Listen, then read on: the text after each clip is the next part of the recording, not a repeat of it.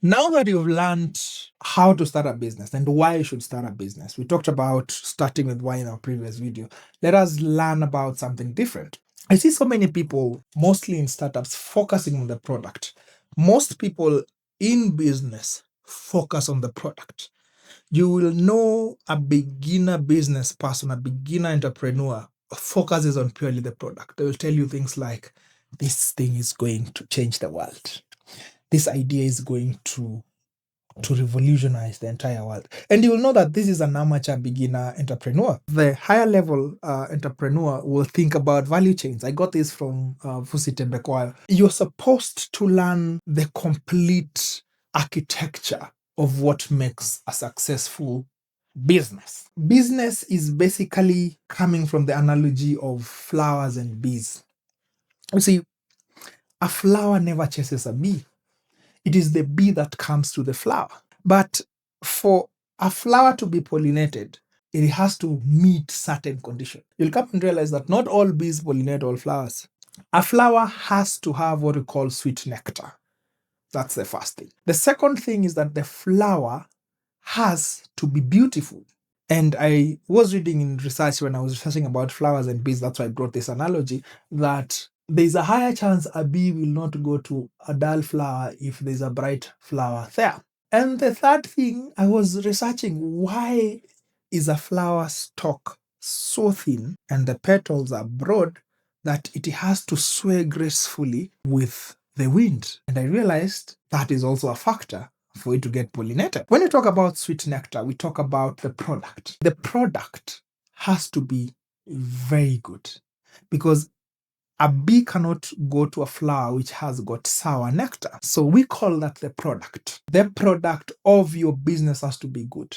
But it's not the only thing because you have so many people that can do things, so many people that can do art, so many people that can do websites, graphics, communication. But you find they're not getting businesses because skill in itself, product in itself is not enough. The second thing is that this flower has to be beautiful. It has to be brightly colored. This represents what we call perception. It's the second P. And perception is simply branding. It simply means that the bee has to have a reason to come to you, the flower, and it has to remember, this flower is good. I went to that business and I was treated very well. You've ever asked a friend, oh, where did you get, let's say, this shirt? And they told you, I can't remember. Yeah, where was it?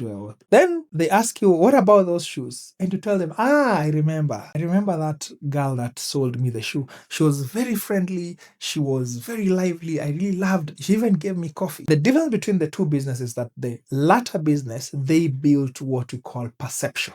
That's why it struck immediately in the client's mind. The reason maybe you're not getting these referrals is because you've not built perception.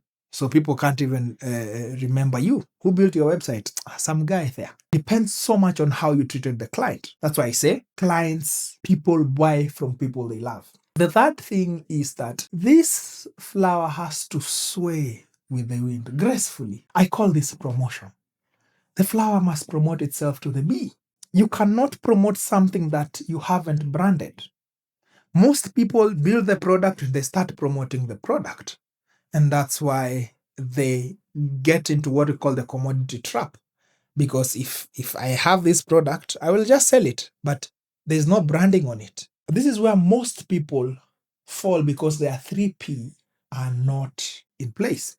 So product plus promotion without perception means that, yes, your product is good, your marketing is good, but nobody can remember you. Product plus perception without promotion means that your branding is good, your product is good, but nobody knows about it. Then if you have very good perception and your promotion is good, but the product is bad, you will harm us because you don't have a very good product. So all these 3Ps must fit very well. That's why we call it a 3P framework. That is what separates what we call a business from a brand. A business basically is there for the buying and selling. Business and in the commodity traps, it's, hey, I have this, pay me for this, and that's it. We don't care about branding, we don't care about all these things. The problem with running a business is that you will always be the one who's chasing clients. But you have to be this flower who attracts bees and not the flower that uproots itself going to bees. And that's why I will recommend my book called Stop Running a Business, Build a Profitable Brand. It goes very in depth between what a business is and what a brand is, and how to actually build a brand that lasts a lifetime. And that's it about the 3P framework. This has been a very, very amazing session. Please stick on so that I teach you the different classifications of brands and how to even price your products with the different pricing strategies.